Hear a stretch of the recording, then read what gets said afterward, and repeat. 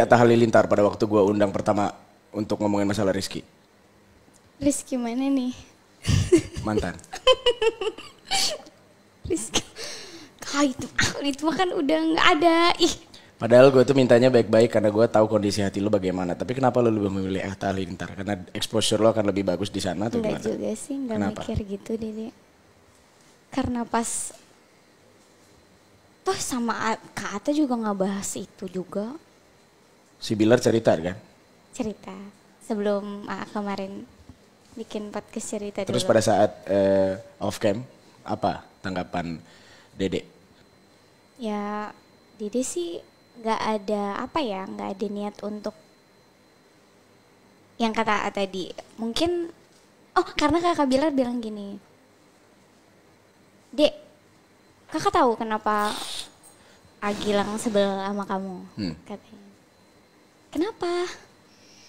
Karena kamu lebih memilih Atta daripada Agilang. Padahal Ya. Agilang ngajakin kamu, nelponnya tuh baik-baik.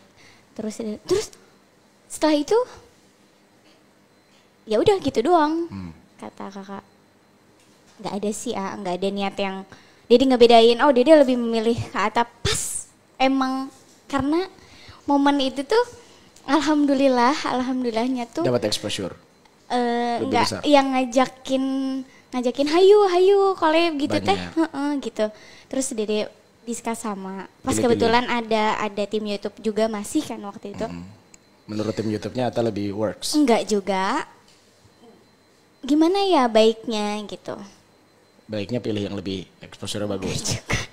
Enggak juga sih. Pas kebetulan Dede abis syuting, kalau nggak salah dia abis syuting dari mana gitu, tempatnya tuh berdekatan Oh gitu. sama kantornya. Tapi Dede tahu kan, gue bisa nyamperin kemanapun kan. Tahu bisa ke rumah karena dijanjian di rumah juga. Jadi hanya Hayu. dasar atas pertimbangan dekat syuting aja. Enggak juga sih, tapi intinya sih Dede tuh posisinya pada saat itu tuh ya udah ngikut aja, ngalir aja gitu loh. Ngikut aja ngalir aja. Tipikal nurut aja apa kata manajemen. Bisa dibilang Kenapa? Kenapa Dede tidak bisa menetapkan keputusan Dede sendiri? Sebelum dijawab. Tapi dari hati Dede sendiri gimana pada waktu itu? pada waktu itu memang kalau untuk ngebahas masa lalunya, karena Dede pikir ya udah nanti dulu gitu, nanti aja lah gitu, jangan ngebahas-bahas ikinya. Gue bilang sama Bilar begini, kenapa Lesti lebih memilih yang notabene bisa dibilang adalah Orang lain. Kenapa tidak keluarga sendiri? Pada waktu itu gue terlalu GR berarti, gue merasa keluarga lu. Ternyata lu tidak beranggapan hal yang sama. Jadi kalau lu bilang gue sebel sama lu, enggak, gue benci. Gue sudah sampai di tahap itu. Karena gue merasa seperti keluarga yang ditinggalkan, dikhianati. Ya dengan lu datang ke sini gue sih terima kasih banyak deh. Cuman menurut gue ini salah satu hal yang harus gue klarifikasi dan gue dengar langsung dari lu. Karena kita jarang banget ngobrol seperti ini lagi setelah lo bertemu dengan Bilar. Iya. Dede emang iya kan? Iya. Iya. Jadi jawabannya adalah kenapa lebih memilih Atta? Mungkin karena kondisi kali ya. Karena memang kondisinya tuh Dede, ya itu tadi Dede tuh orangnya hayu aja.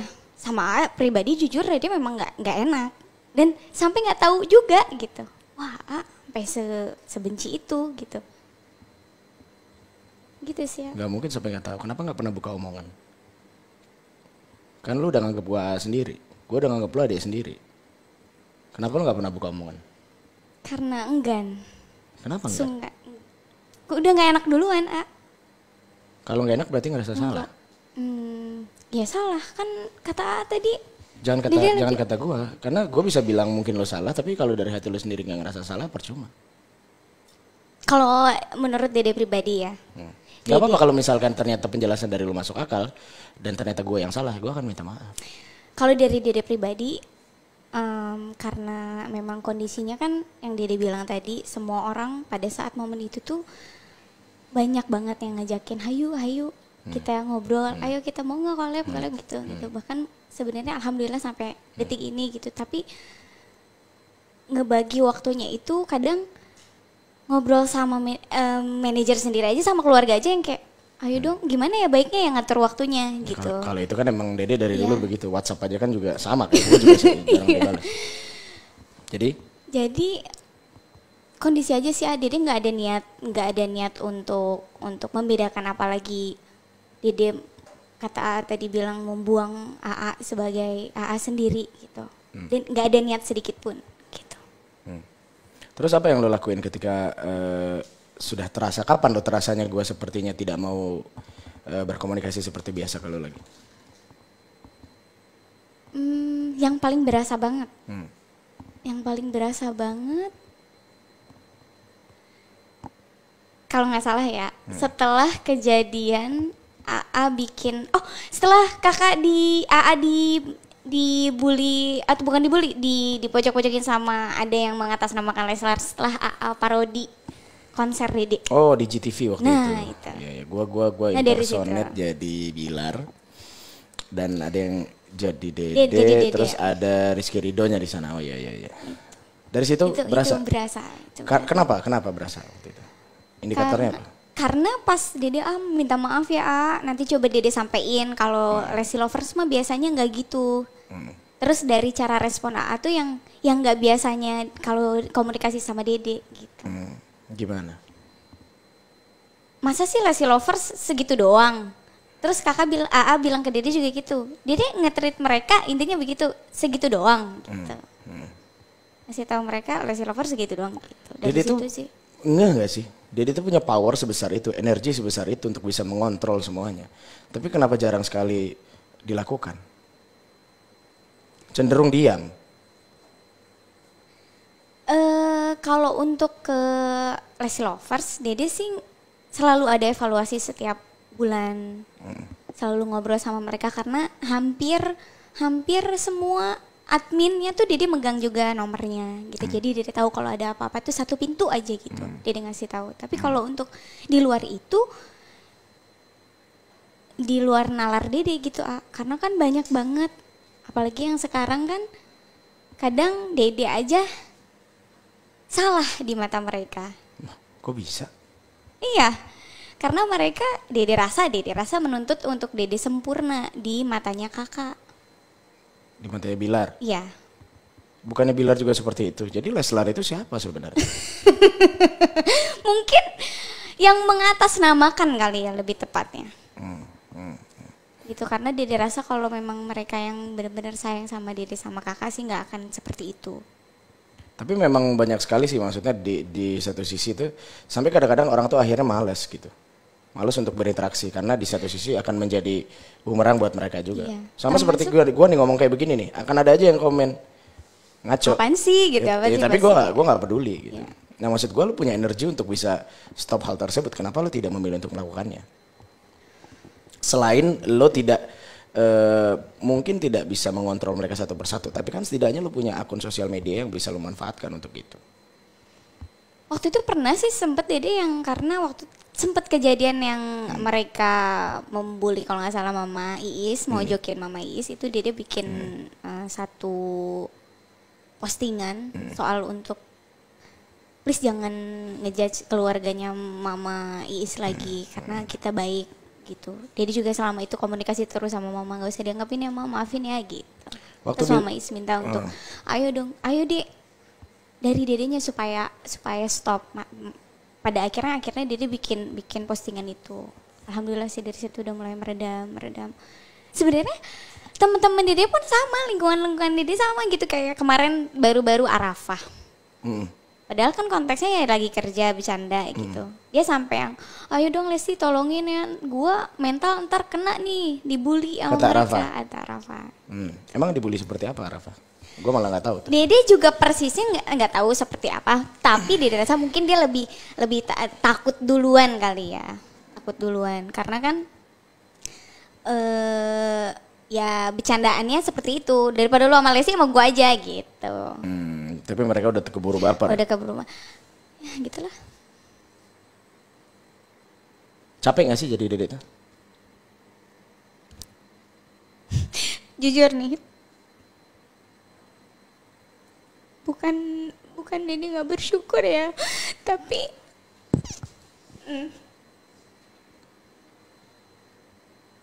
Dede manusia biasa juga. Deketin lagi. Terus?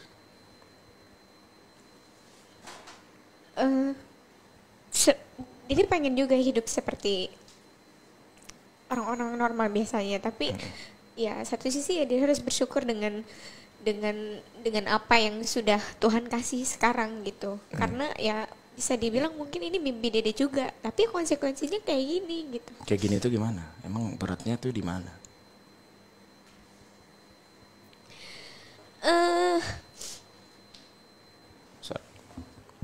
Beratnya di mana?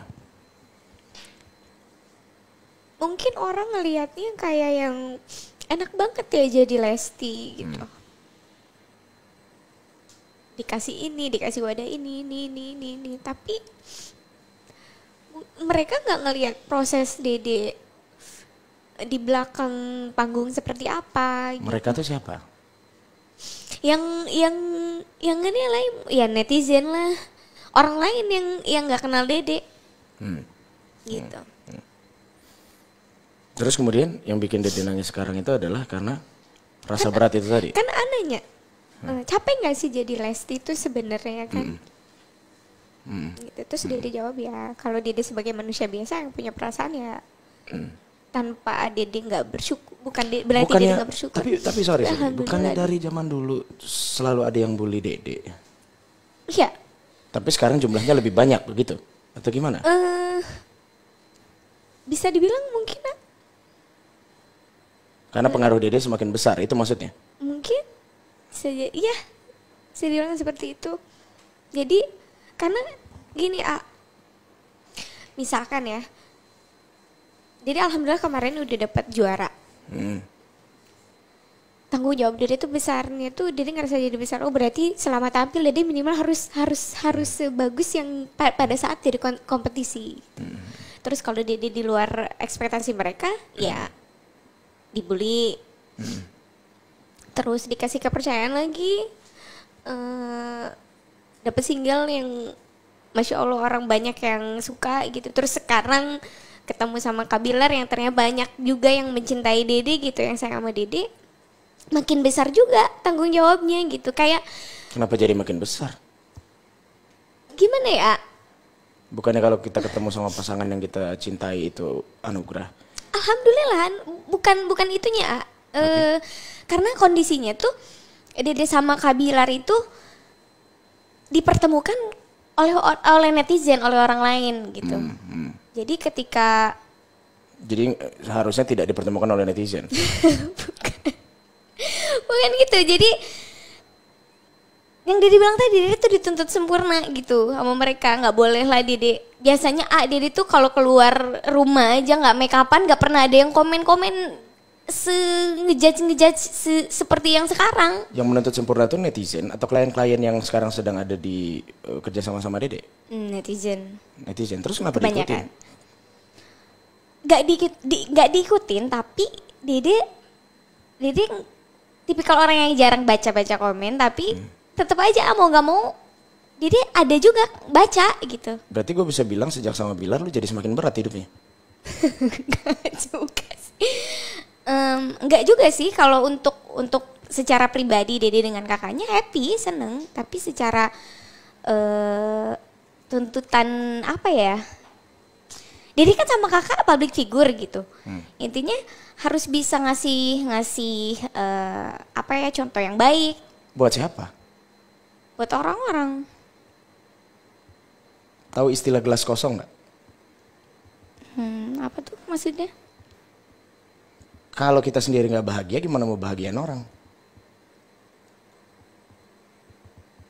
Terus buat apa bahagia berdua kemudian jadi beban karena dilihat orang? Buat apa? Mendingan jadi diri sendiri aja. Bodoh amat orang mau ngomong apa, orang kita bahagia. Kenapa tidak berpikir begitu? Belum kepikiran. Atau ada sesuatu yang dijaga di luar dari hubungan kalian berdua? Nggak ada sih. Ya udah. Kenapa? Kenapa tidak? Sudah ada yang bilang seperti ini sebelumnya? Belum pernah. Itulah fungsinya keluarga. Sejauh apapun Dedek keluar, sejauh apapun Dedek mau ngobrol sama orang lain, keluarga tempat kembali. Gue sakit hati ketika yang lu pilih bukan keluarga menurut gue. Bukan berarti Atta jelek, tidak. Tapi kalau lu ngobrol sama Irfan Hakim, Ramzi, gue akan legowo. Karena tidak ada yang ngarahin Dedek ke sini. Akhirnya apa? Itu buktinya apa? Gue tuh sayang sama lu. Gak mau lu salah langkah. Jadi buat apa mikirin netizen? Mending lu jadi diri sendiri aja. Gak mikirin sih cuman ya Dede bilang tadi, kadang Dede juga lihat gitu. Apa ya? Banyak yang merendahkan juga sih Contohnya ya, Dede kan pakai hijab. Terus cara Dede sama kakak Bilar ya berdekatan layaknya orang pacaran, iya, seperti gitu. tidak menghargai pakaian kan. Iya gitu. Terus kadang bahasanya suka yang di luar nalar manusia pada umumnya gitu. Jadi juga punya perasaan. Terus Ya apa? manusia nggak ada yang sempurna gitu. Jadi juga masih belajar gitu sih. Ya kalau belajar itu harus. Cuman bahagia itu utama. Buat apa kita bahagian orang lain, kita nggak bahagia? Berapa banyak artis di luar negeri, pelawak, lucu, Robin Williams bunuh diri, dia nggak bahagia. Chester, vokalis Linkin Park, bisa menghibur dan menghipnotis ratusan orang banyak, bunuh diri. Karena apa? Dia nggak bisa nemuin kebahagiaannya dia. Mau berakhir kayak gitu? Enggak lah. Ya udah. Kalau memang ternyata sejak sama Bilar bahagianya cuma kalian berdua, tapi masih mikirin yang lain, buat apa? Gue kayak ngomong kayak begini, gue bodo amat. Yang gue ngomongin lu, kecuali di hadapan gue adalah orang-orang yang lebih tua dan lebih berpengalaman dari gue nggak mungkin kayak begini kayak ngomongin.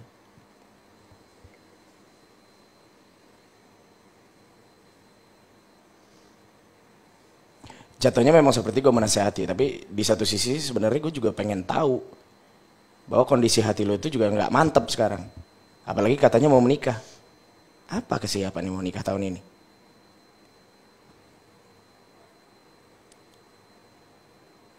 Cuma karena ngejar target. Enggak juga sih ya. Mau nikah di GBK. Niat awalnya. Buat apa? Buat Leslar. Mengapresiasi mereka. Leslar sejati tidak perlu tempat untuk mengapresiasi kalian. Doa lebih kuat dari apapun.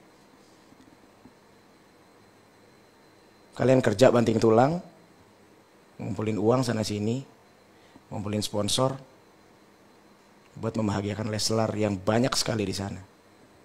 Sementara mungkin mereka yang dari luar Indonesia atau mungkin di daerah yang benar-benar tulus nggak bisa beli tiket untuk bisa datang ke pernikahan kalian. Tapi mereka lebih tulus. Pernah sampai ke sana nggak pikirannya? Belum. Dede sih pemikiran sampai sana, apalagi sekarang kan lagi kondisinya musibah di mana-mana ya. Kita kan mau syukuran istilahnya, mau pesta ya kan.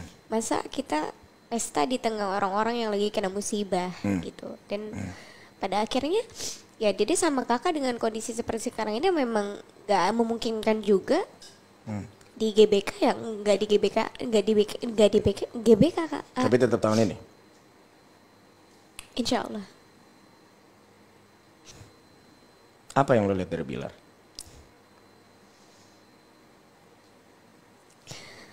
Apakah karena dia memang kebetulan adalah sosok yang tampan, body six pack?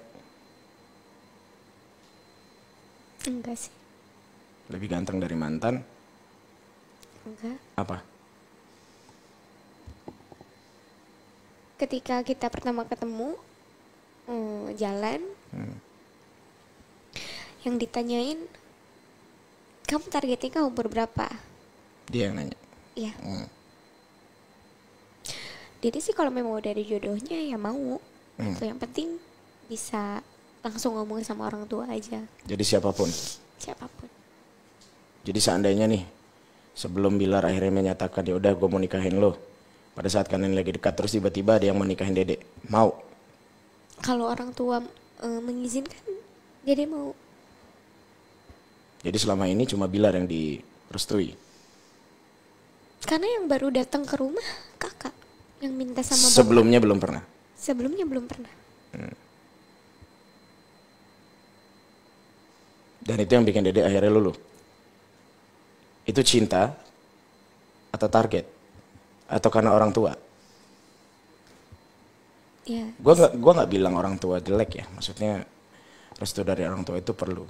Tapi yang jalanin hidup tuh kalian. Sudah kuat. Kalau Dede, kalau Dede udah cinta sama kakak. Dianya? Nggak tahu.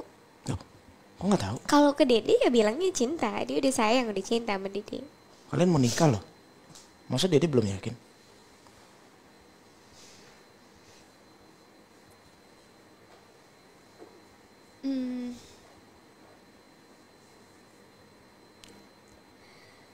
Mungkin Dede terlalu apa ya? Terlalu Bucin?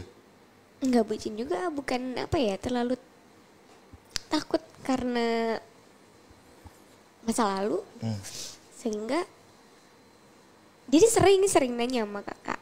Kakak tuh sebenarnya sayang nggak sih sama Dede? Gitu. Dan kakak selalu bilang gini, naif banget kamu nggak ngerasain kasih sayang kakak, cinta kakak sama kamu. Kayak. Kadang dia suka nanya sendiri, apa iya yang Dedenya yang terlalu berlebihan pengen kakak tuh berbuat yang lebih ke Dede. Terlihatnya memang seperti itu. Tapi ya menurut gue wajar perempuan mengharapkan hal tersebut wajar.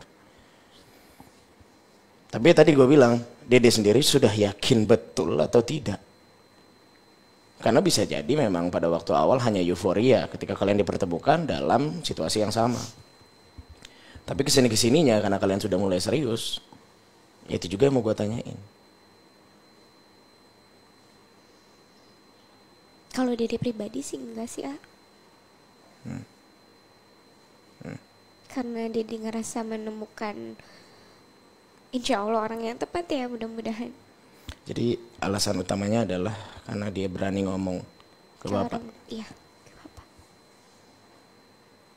Oke. Jadi hal tersebut bisa membuat seorang Lesti jatuh cinta, kemudian luluh, dan mengharapkan cinta yang sama dari pasangan, sebesar yang dirasakan oleh Lesti ke pasangan tersebut. Karena Dede yakin banget ketika kita memberikan sesuatu yang lebih dengan tulus, sebaliknya kita akan ngerasain hal itu, walaupun gak langsung gitu. Jadi ngomong kayak begitu kayak baru sekali memberikan cinta yang tulus dan lebih. Bukannya di setiap kali hubungan Dede selalu melakukan hal tersebut. Tapi yang kemarin kandas juga. Iya. Kenapa nangis? Padahal pertanyaan gue biasa itu. Apakah mulai terfikir oleh Dede?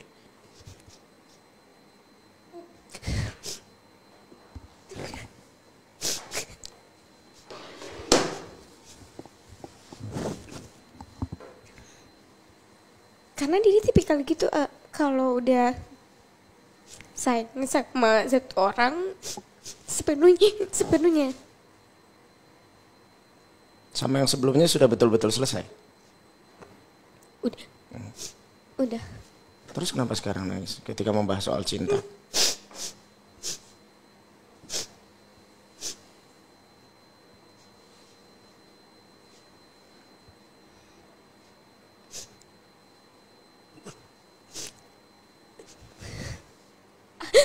Dede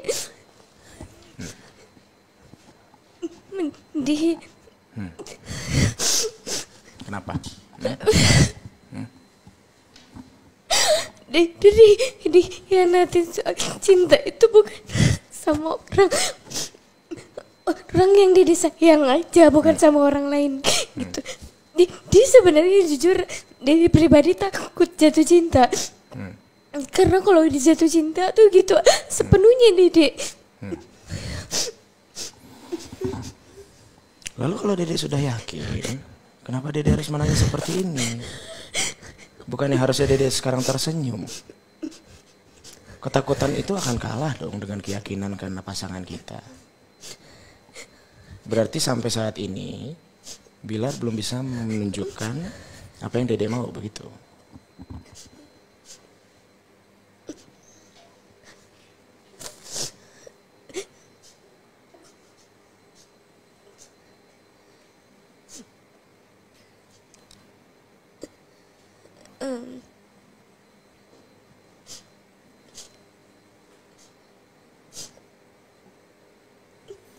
Tarik nafas lo, tarik nafas lo.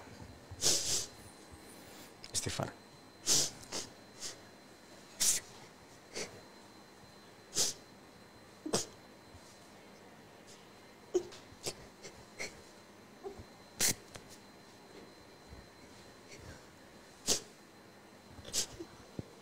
Dia baik, A. Klise jawaban itu.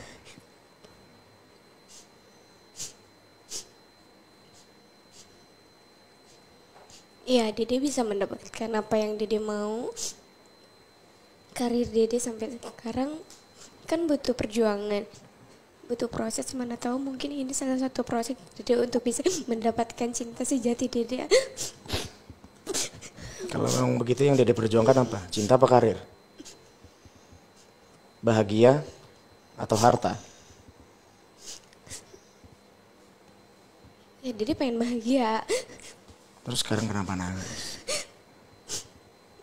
Ketika membicarakan selangkah lagi menuju ke tahap yang lebih serius lagi.